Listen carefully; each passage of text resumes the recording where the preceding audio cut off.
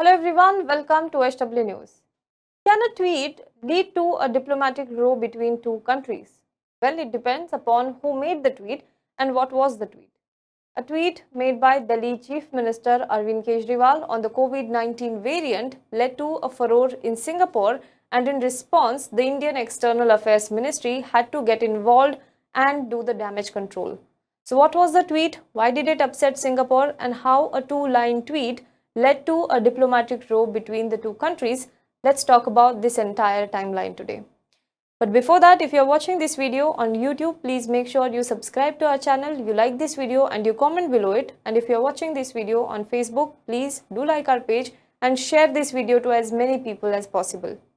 On Tuesday, Delhi Chief Minister Arvind Kejriwal tweeted saying that a new strain of coronavirus was found in Singapore. He said that it is being said to be extremely dangerous for children, and in India it may come as a third wave. He further appealed to the central government that the air services to and from Singapore should be cancelled with immediate effect. Priority should be given to working out vaccine options for children as well. However, his tweet did not go down well with the Singapore authorities, who took strong objections to his comments. In fact, Singapore Foreign Minister Vivian Balakrishnan hit out at Delhi Chief Minister and asked him to stick to facts. He said, "Politicians should stick to facts. There is no Singapore variant." Balakrishnan replied to Kejriwal on Twitter, attaching a link which detailed the spread of B1617 variant in Singapore. Now, the B1617 variant was first found in India, and it has since spread to many countries including the United Kingdom and Singapore. The Singapore embassy in India also responded to Kejriwal's tweet and said that there is no truth in the assertion that there is a new COVID strain in Singapore. Phylogenetic testing has shown that the B1617-2 variant is the prevalent strain in many of the COVID cases, including in children, in recent weeks in Singapore. Meanwhile, Kejriwal's tweet had caused furore among citizens of Singapore, who accused him of making false assertion and spreading misinformation. As the outrage over Kejriwal's tweet mounted, the Singapore government called in India's High Commissioner to convey strong objection to Delhi Chief Minister's tweet. The High Commissioner clarified that Delhi Chief Minister had no competence to pronounce on COVID variants or civil aviation policy, and this information was tweeted by Arindam Bagchi. But the matter did not end there. India's External Affairs Minister S. Jaishankar had to step in for damage control. He tweeted a clarification on the matter, saying that Delhi Chief Minister does not speak for India. Singapore and India have been solid partners in the fight against COVID-19.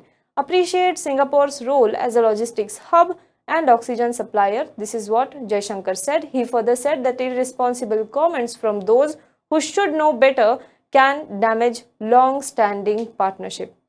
This is what Jaishankar said in response to Arvind Kejriwal's tweet and the furore in Singapore over this. However, even after all this exchange of words between the diplomats and the ministers and politicians, the issue is not over yet. After the centre's open rebuke for Delhi Chief Minister Arvind Kejriwal over his tweet on Singapore's strain, Aam Aadmi Party retorted, saying that while BJP is worried about Singapore, Kejriwal is worried about children of Delhi. Delhi's Deputy Chief Minister Manish Sisodia, defending Kejriwal, said that the BJP has started really crass politics. The kind of reaction that has come out makes it clear that Kejriwal is worried about children, but BJP is worried about Singapore. They will not get children's vaccine, but they will worry about Singapore. However, Singapore is not fully convinced with India's explanation. Singapore on Wednesday said that it reserved the right to invoke a domestic law on the online circulation of fake news against Delhi Chief Minister Arvind Kejriwal for his tweet. It also issued directions to Facebook, Twitter and SPH, which is Singapore's leading media company, to carry a correction notice with all the posts related to Kejriwal's remarks. Individuals in breach of the Protection from Online Falsehood and Manipulation Act may be liable to a fine up to 50,000 Singapore dollars and or up to 5 years of imprisonment according to Singapore's law. But the question is, can Singapore charge an Indian national not residing in its territory under this act? Apparently, there is an extraterritorial clause in POFMA that allows for action to be taken against a person who is outside Singapore in case of communication that is prejudicial to public health, public safety, public tranquility, or public finances and incites feelings of enmity, hatred, or ill will between different groups of persons, among others. Now, according to a report in The Wire, with COVID-19 cases on rise, it is a very sensitive period in Singapore.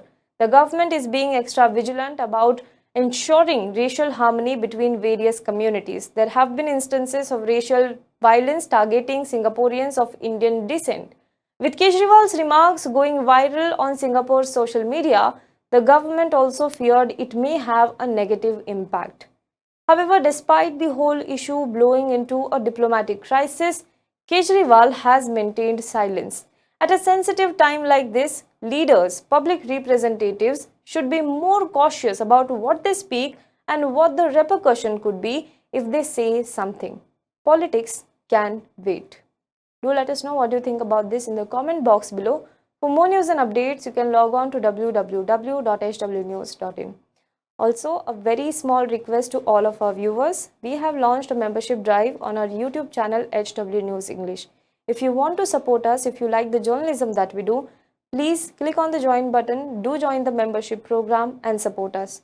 And for those who couldn't join our YouTube membership program, we have also launched a membership drive on our website. So you can check out the link in our description box. You can go to our website and support our journalism. Thank you so much. Namaskar. We asked you to support us and we are overwhelmed and grateful for the kind of support you gave us.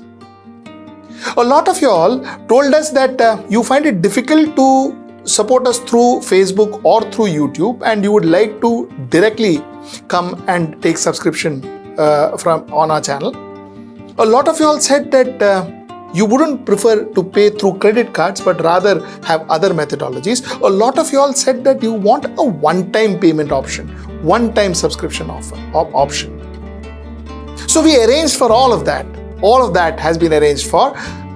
We have now multiple payment options. We have UPI, we have Paytm, we have credit cards, we have net banking, we have wallet. We have a lot of payment option now. We have a one-time subscription option.